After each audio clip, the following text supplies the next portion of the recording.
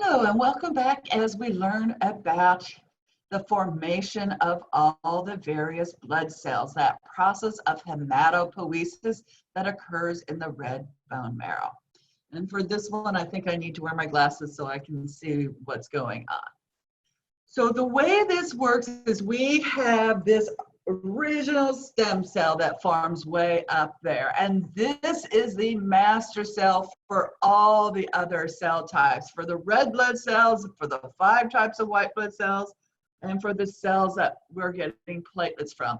And this cell is known as a hemocytoblast.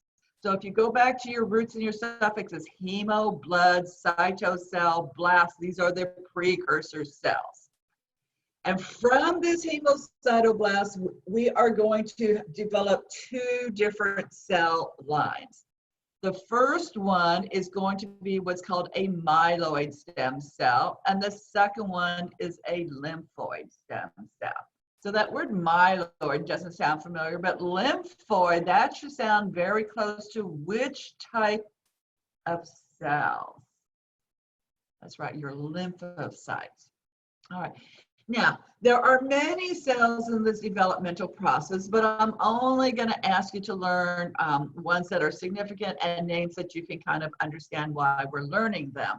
And so from the lymphoid stem cell, we are going to have B lymphoblasts, which will give rise to B lymphocytes, which are your B cells, and T lymphoblasts, which give rise to T lymphocytes, which are your T cells.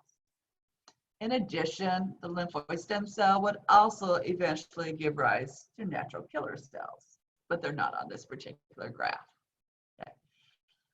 Only those lymphocytes come from the lymphoid stem cell, which means everything else comes from the myeloid stem cell.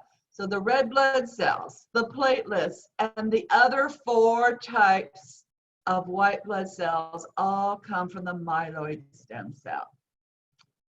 So continuing on, hemocytoblast to myeloid stem cell to a monoblast to various intermediate forms represented by this blue square with the red X, meaning you don't need to know what is hidden behind this door, but that goes to the monocyte. So do you see how this is going to work? Hemocytoblast to either the myeloid or lymphoid stem cell, then to a specific blast, which gives rise to the site.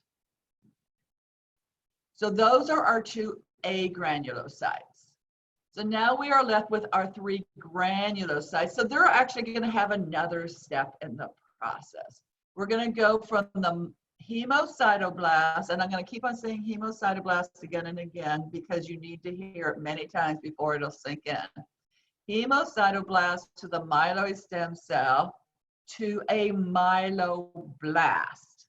And from the myeloblast, we would have a myelocyte. Does that make sense? All right, so we're going to have 3 different lines of myelocytes. We're going to have a neutrophilic myelocyte, which gives rise to the neutrophil. We're going to have a basophilic myelocyte, which gives rise to the basophil. And we're going to have an eosinophilic myelocyte, which gives rise to the eosinophil. So this one just has that one extra step because we have to have that precursor cell, the myeloblast form, divide into the 3 precursors, 1 for each granulocyte. And so if you count across, we have 3 granulocytes, we have the monocyte, and we have the lymphocytes. We have all 5 leukocytes taken care of.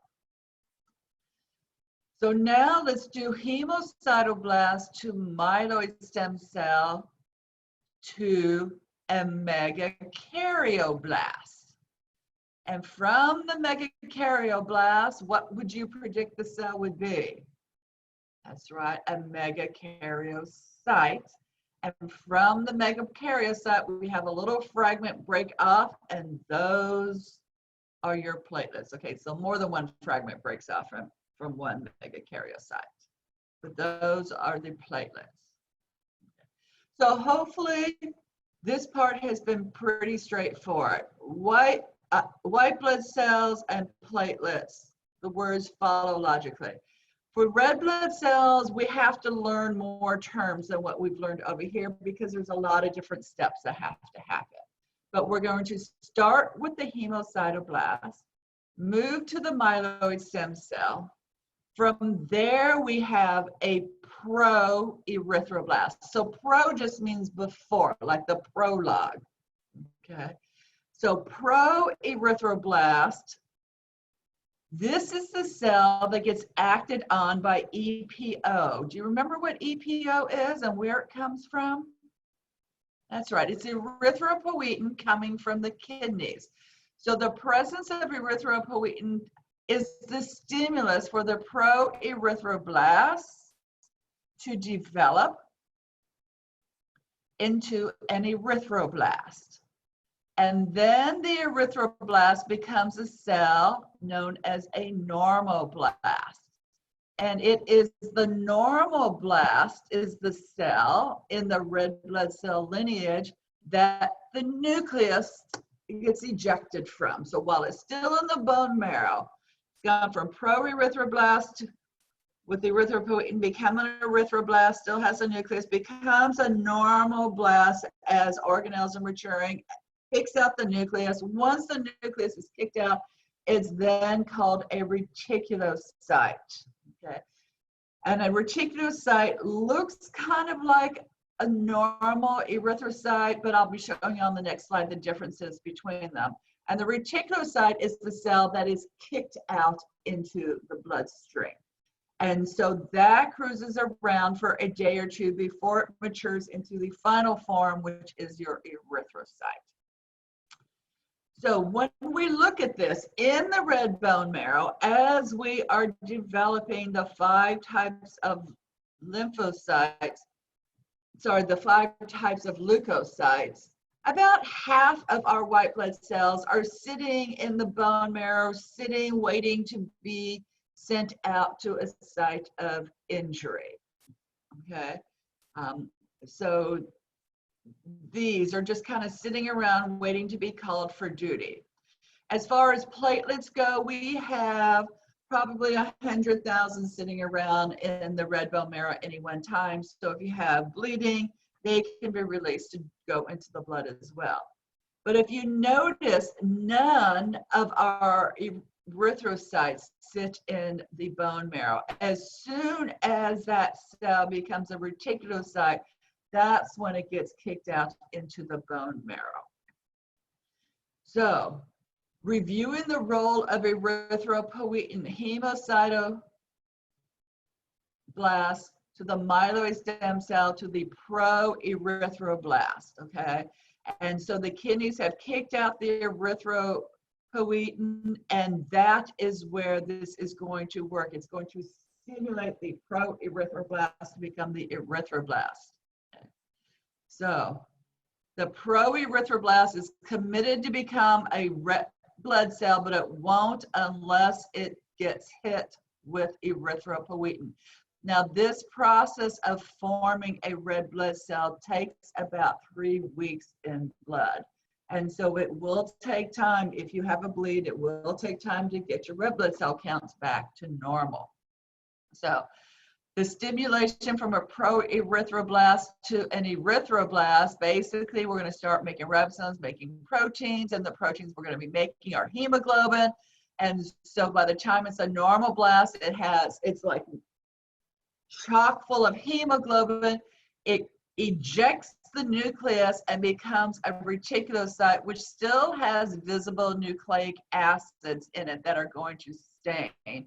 That gets kicked out into the blood. It lasts 24, 48 hours max before it is a normal, mature erythrocyte. And so that's it for the red blood cells, okay?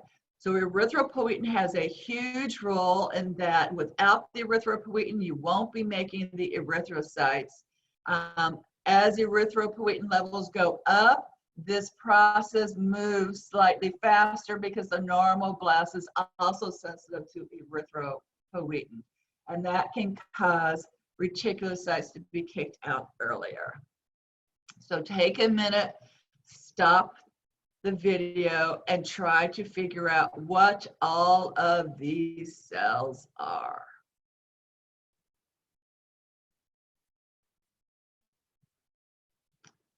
Okay, so the last thing I want to say is to give you an invitation to donate blood. As you can see, if you have need for blood, it takes weeks for your bodies to get your blood count back up where it needs to be to have adequate oxygen going around your body. So please, you're young, you're healthy, donate blood. Thank you so much. And learn that hematopoiesis table. It's not as confusing as it first appears.